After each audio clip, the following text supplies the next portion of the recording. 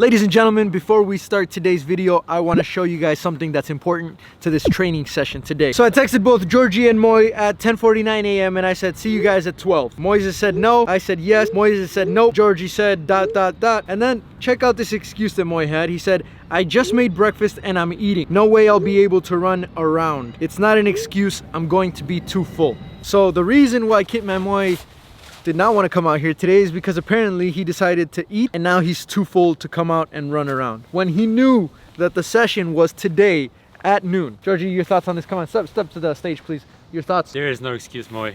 I know you're going to be watching this video. I'm very disappointed in you, and I think everybody on this channel is very disappointed in you.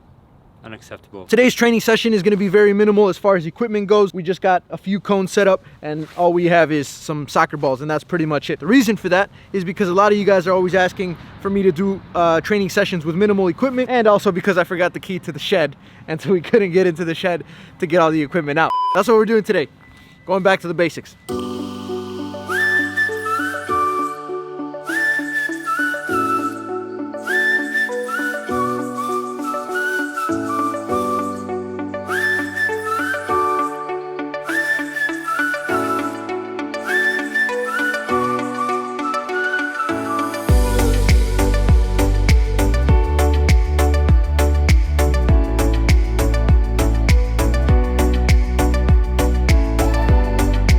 Unfortunately, guys, today it's really windy out here, so I don't want to just talk over the exercises while I'm out here at Keyworth. Instead, I'm just going to take it back to the studio and I'll do a voiceover from there.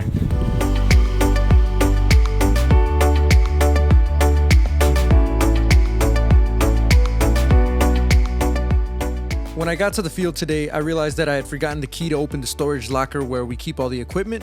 Fortunately, I had a bag of balls and some cones in the trunk. But that got me thinking. Since I started this channel, I've always liked to bring out a lot of equipment, take my time to set up the session, and try to make it look as professional as possible, which definitely looks good on camera and gives the video some visual brownie points. However, I don't want you guys to get confused with the actual content. The drills and exercises I do don't require you to have all the fancy equipment. Football in general requires only one soccer ball. That's literally all you need. The rest is added through creativity and personal preference. So don't get confused and think that in order to replicate the drills, you need to go out and buy the same equipment. The sole purpose is to make it easier, give the player a visualization, and put them in a mindset that makes them feel like a professional session. Regardless of all that, we can strip it down to the basics. My personal philosophy, as I hope you guys have been able to see on camera, is that football is a simple game. Although making it actually look simple is difficult, there's no secrets. By nature, I think we're wired to look for shortcuts. We want to see if there's ways to get to the end product faster. We want an early advantage and we don't want to waste time. The reality is that you might be able to do that in other aspects of life, but not in football. We have to put the work in or we won't grow as footballers. One-touch passes, two-touch passes, instep, laces, dribbling through straight cones, all of these things are necessary at any age. You can never outgrow them. You can convince yourself you don't need these anymore, but that's only going to expose you in games. When you receive a pass under pressure, when you play a one-touch pass through two defenders, when you bring the ball down from the air, your abilities are going to be seen by everyone. When you're confused as to why you feel slow in games, why mentally you aren't quick enough, and why you don't feel confident, almost always the answer is going to be the same. As much as you don't want to hear it, you got to go back to the basics. Get some extra touches in training, go out and do individual sessions when it's cold out, don't skip out on the things you've done since you started playing football. When I first started doing the individual training sessions, I often try to overcomplicate them. I try to find new ways to improve players. I thought maybe I could do position-specific training and focus on highly advanced tactical concepts during one-to-one sessions. I got to the point where I thought I had found ways to accelerate the process, and then I realized something when I watched the players I trained play in games. You can't replicate game situations through individual training. You can try. You might be able to sprinkle some concepts here and there, but the variables that occur in a game are very different than what you have at your disposal. I can tell a player that I designed a specific drill to improve their performance as a center mid, that this specific exercise will turn them into Xavi or Iniesta, but I know that isn't true. If I have designed a drill that does something good for them, it's 95% technical. It means that the repetitions they're getting will make them feel more comfortable when they receive a pass, which might improve their first touch, which might give them more time, which might allow them to complete the pass, which ultimately might make them better footballers. But it won't turn them into Xavi, it's going to turn them into a better version of themselves. Keep it simple, put the work in, and know that it will pay off. Maybe not now, maybe not in a few months, but at some point in time, it will.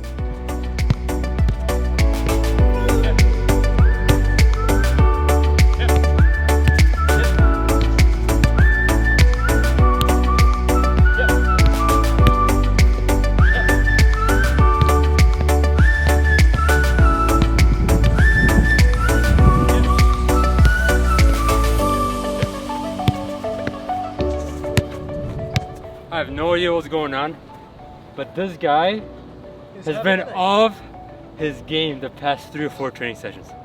Cannot complete a pass, not one pass. As you guys can see, we're using new soccer balls. And I don't think these are FIFA approved. I really don't think these are FIFA. Oh. That's FIFA quality, but not FIFA approved. There's a difference, right?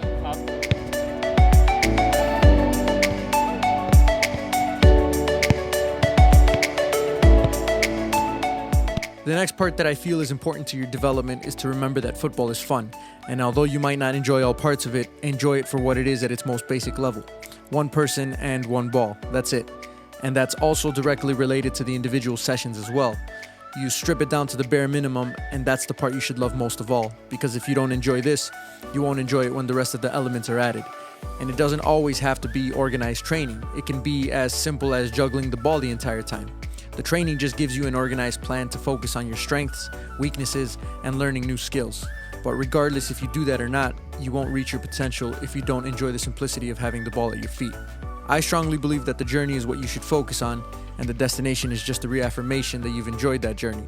So when you score the game winner in the 90th minute, or you save the penalty kick that wins your team the championship, you get a feeling that reinforces the fact that the training paid off.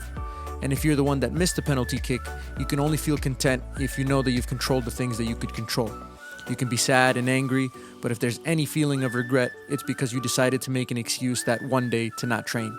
Think about the time that you decided to stay in bed when you could have done an individual session, or the time you convinced yourself that pizza was not going to make a difference in your performance. Because even if it didn't, you'll never really know, and that feeling is worse than losing. So ultimately, if you don't love what you're doing, you won't truly reach your potential. So enjoy it at its most basic level, the bare minimum. You and a ball, and just imagine how that will feel when you add the crowd, the fast-paced play, the 90th minute game winner. Yep.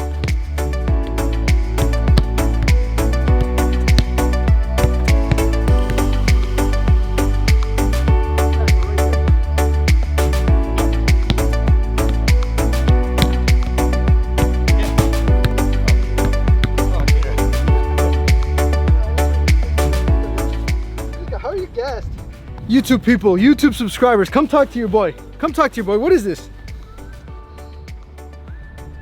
I didn't mean to turn this video into a motivational speech. I just wanted to share my personal philosophy with you guys and explain a little bit of the thought process that goes behind my work, while also trying to share some advice and some of the things that I've learned along the way. I know Georgie, Moy, and myself like to banter and have a go at each other for showing up late or not even showing up at all, but ultimately we're having a lot of fun during these sessions. I'm glad Georgie and Moy have been a part of this journey because they're both good examples of the things that I've talked about today. Georgie was never the most naturally talented player in his time here at Detroit City FC, but what has separated him from other players who never reached their potential is his ability to stay focused over an extended period of time. He's a good example of how much nutrition plays a part in performance.